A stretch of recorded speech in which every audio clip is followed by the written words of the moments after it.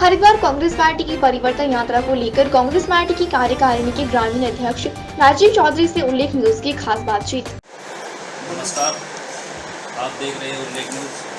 हमारे साथ में मौजूद है कांग्रेस पार्टी के कार्यकारिणी अध्यक्ष राजीव चौधरी जी। आइए इनसे कुछ सवाल जवाब करते हैं।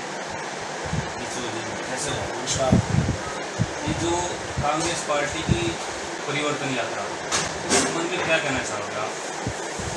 देखिए, पिछले 5 साल से जो उत्तराखंड के अंदर एक भारी बहुमत के साथ भारतीय जनता पार्टी की सरकार है। 2017 में उत्तराखंड की जनता ने एक बहुत बड़ा जनमत भारतीय जनता पार्टी की सरकार को दिया और जनता किसी उम्मीद के साथ की सरकार को चुनती है। लेकिन जब भारतीय जनता पार्टी की सरकार बनी, उसके बाद त्रिवेंद्र सिंह रावत जी को चीफ मिनिस्टर बनाया गया। उनके चीफ मिनिस्टर बनने के बाद उन्हीं की पार्टी में बड़ा वॉकआउट की स्थिति रही।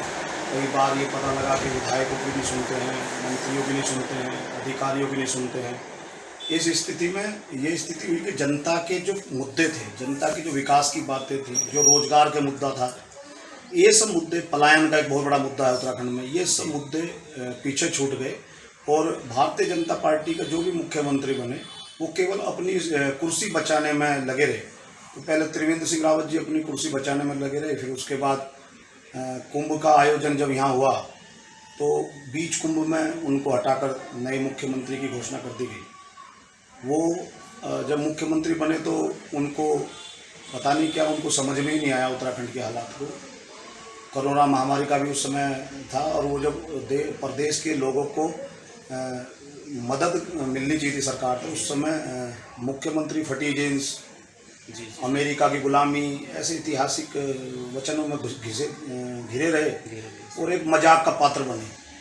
उस वजह से 3 महीने बाद ही, मुझे लगता है लगभग 3 महीने बाद ही उनको हटाकर फिर से ये अपना चेहरा साफ करने के लिए पुष्कर सिंह धामी को लाया। लेकिन सरकार बनने के बाद जो उम्मीद थी, जो सवाल थे जनता के, जो नौजवानों के सवाल थे, बेरोजगारों के सवाल थे, माताओं के सवाल थे, जिन उद्देश्यों के साथ उत्तराखंड आंदोलनकारियों ने उत्तराखंड का निर्माण कराया, वे मुद्दे थे, वे सब बहुत पीछे छूट गए और भारतीय जनता पार्टी आकंठ भ्रष्टाचार में डूबती चली गई। और जब उस भ्रष्टाचार में डूबी तो ये मुख्यमंत्री परिवर्तन करने के अलावा दूसरा कुछ नहीं कर पाए। जब जनता अपने आप को ठगा हुआ महसूस करने लगी और कांग्रेस, क्योंकि हमारी पार्टियाँ प्रमुख विपक्षी दल है, विपक्षी दल की नैतिक जिम्मेदारी है कि वो जनता के सवालों को सरकार के खिलाफ उठाए। उस समय तत्कालीन हमारे प्रदेश अध्यक्ष थे आदरणीय प्रीतम सिंह जी, प्रदेश अध्यक्ष, तो उन्होंने मुख्यमंत्री आवास घेराव और भी विधानसभा घेराव, कई बड़े बड़े आयोजन उस समय देहरादून में किए और जनता के समर्थन से सरकार को कटघरे में खड़ा करने का काम किया। तो ये बौखलाहट और बेचैनी थी कि जब भी कांग्रेस उनका किसी मुद्दे पर घेराव करती थी तो मुद्दा से भटकाने के लिए उत्तराखंड की जनता को ये लोग मुख्यमंत्री का चेहरा बदल देते थे। आज फिर जब आपने देखा कि खटीमा से सितंबर में 3 सितंबर को हमारी यात्रा शुरू हुई, उस यात्रा के शुरू होने के बाद जो पहले चरण में उधम सिंह नगर जनपद के अंदर हमारी विधानसभा वाइज जब परिवर्तन यात्रा गई, तो उस परिवर्तन यात्रा में जनता ने सड़क पर उतरकर ये संदेश देने का काम किया सरकार को कि अब बदलाव की ज़रूरत है, परिवर्तन होना चाहिए। और जैसा कि हमारी यात्रा का नाम परिवर्तन था, वो बिल्कुल सार्थक होती दिखाई दे रही है। दूसरे चरण में जब आपने देखा हुआ हरिद्वार में हर की पैड़ी से हमारी परिवर्तन यात्रा शुरू हुई, तो हरिद्वार शहर की जो तमाम जनता है, जो अपने आप को इस 5 साल में ठगा हुआ महसूस कर रही थी, वो कांग्रेस के नेतृत्व में विश्वास करते हुए सड़कों पर उतरी और उन्होंने तय किया कि आने वाले समय में हम परिवर्तन करेंगे और कांग्रेस की सरकार को बनाने का काम करेंगे। आप 3 दिन की इस परिवर्तन यात्रा में जहाँ जहाँ परिवर्तन यात्रा 11 विधानसभा हो गई है, अभूतपूर्व समर्थन जनता का परिवर्तन यात्रा को मिला है।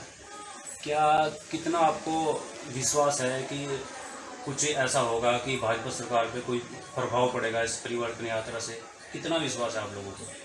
हमें पूरा विश्वास है। 2022 में कांग्रेस की सरकार बनने जा रही है। इस परिवर्तन यात्रा से कांग्रेस के नेताओं का भी, कांग्रेस के शीर्ष नेतृत्व का भी और कार्यकर्ता का भी, सबका मनोबल बहुत बड़ा है, क्योंकि उसमें केवल कांग्रेस के लोग परिवर्तन यात्रा में नहीं थे। जनपद की आम जनता जो ठगा हुआ बेरोजगार है, जो महंगाई से पीड़ित मात्र शक्ति है, जो नौकरी जाने से बेरोजगारों की एक फौज खड़ी होगी, वो तमाम लोग सड़कों पर उतरे और उन्होंने भारतीय जनता पार्टी की सरकार को संदेश देने का काम किया कि अब हम आपको और ज़्यादा नहीं झेल सकते हैं, अब 2022 में परिवर्तन निश्चित है और कांग्रेस की सरकार बनेगी। अच्छा, अनुपमा रावत जी ग्रामीण सीट से चुनाव लड़ने के लिए तैयारी कर रही है, इसके बारे में क्या कहना चाहोगे? मेरा कहना है ये कांग्रेस का परिवार है, लोकतांत्रिक पार्टी है, यहाँ कोई किसी को अपनी दावेदारी पेश करने से नहीं रोक सकता है। अनुपमा रावत भी कांग्रेस की एक नेता है, वर्कर है, उसको भी अपना अधिकार है टिकट मांगने का। लेकिन मेरा कहना यह है कि अभी वो भ्रम की स्थिति में है, वो एक भ्रम में है। कभी वो लक्सर तैयारी करने लगती हैं, कभी वो खानपुर में तैयारी करने लगती हैं, कभी वो हरिद्वार ग्रामीण में करने लगती है। उनको अपना मन स्थिर करना चाहिए। और चूँकि उनके पिताजी इस प्रदेश के बहुत बड़े कांग्रेस के नेता हैं और पिछली बार हरिद्वार ग्रामीण से वो चुनाव भी लड़ चुके हैं, तो अनुपमा पिछले 7-8 साल से इस सीट पर पहले भी काम कर रही थी, तो टिकट मांगने का अधिकार सबको, वो भी टिकट मांग सकती हैं। लेकिन एक टिकट मांगने के लिए पहले उसका आकलन करना जरूरी है कि उस विधानसभा में के क्या मुद्दे हैं, उस विधानसभा की समस्याएं क्या हैं और कैसे हम इस विधानसभा की जनता का विश्वास जीतने का काम करेंगे। क्योंकि हरिद्वार ग्रामीण 2017 में चीफ मिनिस्टर थे हरीश रावत जी और 12,500 से ज़्यादा वोटों से हम चुनाव हार गए थे।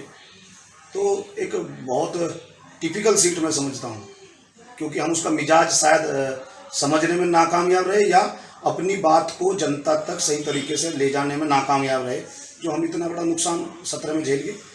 अगर अनुपमा लड़ना चाहती है तो वो घर पे परिवार में तय करे। वो हरीश रावत जी की बेटी है, अगर वो लड़ना चाहेगी उसे कौन रोक सकता है? वो तो एक बहुत बड़े नेता की पुत्री है और कोई भी बड़ा नेता हरीश रावत जी अगर चाहेंगे अपनी पुत्री को चुनाव लड़ाना तो हरिद्वार ग्रामीण क्या कहीं से भी लड़ा सकते हैं, हरिद्वार शहर से भी लड़ा सकते हैं, रानीपुर से भी लड़ा सकते हैं, क्योंकि वो चीफ मिनिस्टर भी रहे हैं और उत्तराखंड के कांग्रेस के बड़े नेता हैं। कहीं भी लड़ा सकते हैं चुनाव। हरिद्वार ग्रामीण में लड़ना चाहेगी तो हरिद्वार ग्रामीण में कौन रोक सकता है उसे चुनाव लड़ने से? तो अध्यक्ष जी, आप सुनने में आया कि आप हरीश रावत जी, पूर्व मुख्यमंत्री है हरीश रावत जी, उनके आप बहुत करीबी रह चुके हो, लेकिन आजकल ये मनमुटाव चल रहा है, तो ये इसका क्या कारण है? क्या ना मनमुटाव कोई नहीं है। मैं 2007 में यूथ कांग्रेस का जिला अध्यक्ष बना था और उस समय हरीश रावत जी का बहुत बड़ा मेरे पे एहसान था। उन्होंने मेरे पे विश्वास जताया कि मुझे यूथ कांग्रेस का जिला अध्यक्ष बनाने का मौका दिया, तो मैं उनके साथ रहा, बिल्कुल साय की तरह सारथी बनकर मैं उनके साथ रहा, अनुमान बनकर मैं उनके साथ रहा। और उस समय एक बार तो ऐसी स्थिति थी कि बहुत लोग जब हरीश रावत जी के खास हुआ करते तो वो छोड़कर उनका साथ चले गए थे, लेकिन मैंने उस समय उनका पूरी ताकत के साथ दिया। और 2009 के चुनाव के लिए, लोकसभा की तैयारी के लिए मैंने अपना घर परिवार छोड़ के 1 साल पहले से उसकी तैयारी की। और भगवान का आशीर्वाद है, शायद हमारे माथे पर तिलक लगना था कि उस समय हम कामयाब हुए और हरीश रावत जी यहाँ से सांसद निर्वाचित हुए, केंद्र में मंत्री बने और उसी दौरान वो मुख्यमंत्री बने। उसी 5 साल वही हरिद्वार की जनता के द्वारा सांसद चुने जाने की वजह से ही रावत जी, जो राजनीतिक में थोड़ा सा उस समय लोग कह रहे थे, विरोधी लोग कहते थे कि भाई हरीश रावत जी की राजनीति खत्म हुई है, उसको जिंदा काम करने का काम हरिद्वार की जनता ने किया। और उसी वही कारण था, अगर उस समय एमपी ना बने होते तो शायद मुख्यमंत्री भी ना बनते। तो हरीश रावत जी को तो हरिद्वार की जनता का सारे जीवन एहसान मानना चाहिए और हरिद्वार के लोगों का, मैं हरीश रावत जी का सारथी रहा हूँ, इसलिए मैं तो हरिद्वार की जनता का बहुत एहसान मानता हूँ कि उस समय उन्होंने हम पर विश्वास किया और 2009 में चुनाव जिताया, जिस कारण वो उत्तराखंड के उनको मुख्यमंत्री बनने का भी मौका मिला।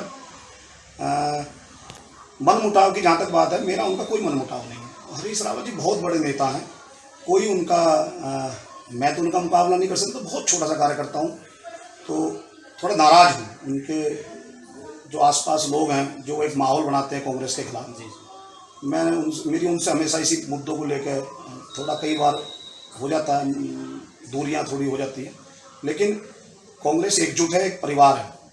और आज हमारे प्रदेश अध्यक्ष गणेश गोदियाल है, नेता प्रतिपक्ष प्रीतम सिंह हैं। प्रीतम सिंह जी के समय भी मुझे काम करने का मौका मिला, उनके थोड़ा नज़दीक जब मैं गया तो प्रीतम सिंह जी से जब मैं मिला तो मुझे उनकी सोच बहुत अच्छी लगी। वो कांग्रेस के बारे में सोचते हैं, ना कि किसी गुटबाजी की बात करते हैं। हरीश रावत जी भी कोई गुटबाजी की बात नहीं करते, सब कांग्रेस के साथ हैं। और पहला उद्देश्य ये है, सब चीज़ों को भुलाकर कांग्रेस पार्टी उत्तराखंड के अंदर जीते, क्योंकि हरिद्वार उत्तराखंड का प्रवेश द्वार है। तो हरिद्वार बहुत महत्वपूर्ण जनपद है। अगर यहाँ से हमारी ज़्यादा संख्या में हम विधायक अपने जिताने में कामयाब होते हैं तो निश्चित रूप से सरकार भी कांग्रेस की बनेगी। अच्छा, तो जनता को आप क्या संदेश देना चाहेंगे कि अब की बार कांग्रेस सरकार को लेकर इस बारे में क्या संदेश देना चाहोगे जनता को? मैं आपके चैनल के माध्यम से जो भी आपके दर्शक हैं उन सबको प्रणाम करते हुए एक निवेदन उनसे करना चाहता हूँ कि 2014 से देश के अंदर जो वातावरण धर्म और जाति के नाम पर बना है, उससे ना तो देश का भला होगा, ना किसी व्यक्ति का भला होगा, ना जनता का भला होगा। हम लोगों को जाति और धर्म की राजनीति से ऊपर उठकर हमें अपने समाज के बारे में सोचना पड़ेगा, अपने देश के बारे में सोचना पड़ेगा। कुछ ऐसी परिस्थितियां रही कि कुछ भारतीय जनता पार्टी के पास तो धार्मिक दारों के अलावा कुछ है नहीं। पहले वो मंदिर निर्माण को लेकर वो अलाप करते थे, फिर हिंदू मुस्लिम, कभी उन्हें पाकिस्तान दिखाई देने लगता है। वो कभी ये बात नहीं करेंगे कि उन्होंने कोई इंडस्ट्री लगाई हो, कोई मेडिकल कॉलेज बनाया हो, कोई बड़ा अस्पताल बनाया हो, कहीं बेरोजगारों को रोजगार देने के लिए संस्थान खोले हों। उनके यहाँ तो प्रधानमंत्री जी देश को संबोधित करते हुए कह देते हैं कि पकौड़ा तलो और रोजगार पाओ। तो वो तो पकौड़ा तलने को भी रोजगार की श्रेणी में रखते हैं। अब तो पकौड़ा भी नहीं तल पाएंगे, क्योंकि इस कृषि बिल की वजह से जो सरसों बाजार से गायब होकर बड़े उद्योगपतियों के गोदामों में जमा हो गई है, उसकी वजह से आज 200 से ऊपर सरसों का तेल हो गया, तेल बहुत महंगा हो गया है। और जिसके लिए किसान, लाखों किसान सड़कों पर, करोड़ों किसान सड़कों पर लड़ रहे हैं। ये कृषि बिल की लड़ाई, ये लड़ाई किसानों की नहीं है। मैं एक और आपके चैनल के माध्यम से एक चीज़ कहना चाहता हूँ, जो किसान लड़ाई लड़ रहे हैं वह किसानों की लड़ाई नहीं है। मैं भी एक किसान हूँ, तो मैं जब गेहूँ कटता है तो मैं अपने परिवार का 1 साल का राशन अपने घर में स्टॉक रखने के बाद एक्स्ट्रा बेचता हूँ। कृषि बिल के बाद भी यही होगा, जो उसमें उन्होंने भंडारण की छूट दी है, क्योंकि पैसा तो मोदी जी के मित्रों के पास है। तो मोदी जी के जो मित्र हैं वो सारे देश का अनाज इकट्ठा करके अपने गोदाम में भर लेंगे। जैसे सरसों आजकल मार्केट से गायब है, ऐसे ही गेहूँ गायब हो जाएगा। जब गेहूँ गायब होगा तो आटा फिर उनकी मर्जी के रेट से बिकेगा। जैसे सरसों का तेल अचानक 200-250 रुपये लीटर हो गया, फिर हो सकता है गेहूँ आटा भी 100 रुपये किलो, 125 रुपये किलो बिके। तो ये लड़ाई किसानों की जो है, कांग्रेस इसका इसीलिए विरोध कर रही है, क्योंकि पहले भी हम लोग जब छोटे छोटे थे तो सुनते थे कि इंस्पेक्टर राज आया था तो वो भंडारण को चेक करते थे कि लोगों ने, जो व्यापारी उन्होंने ज़्यादा भंडारण तो नहीं कर लिया है, उसके खिलाफ कार्रवाई होती थी। उसका यही कारण था, क्योंकि जिस वस्तु के बिना आदमी का जीवन नहीं चल सकता, आप रोटी के बगैर आदमी जिंदा नहीं रह सकता, अगर उसको भी कैद कर दिया गया तो गरीब आदमी, जो मजदूर आदमी रोजाना खरीदता है, वो अपनी सारी कमाई इसी रोटी के पीछे खर्च कर देगा, उसका परिवार तबाह हो जाएगा, बर्बाद हो जाएगा। ये लड़ाई है किसानों की लड़ाई, और कांग्रेस की भी लड़ाई।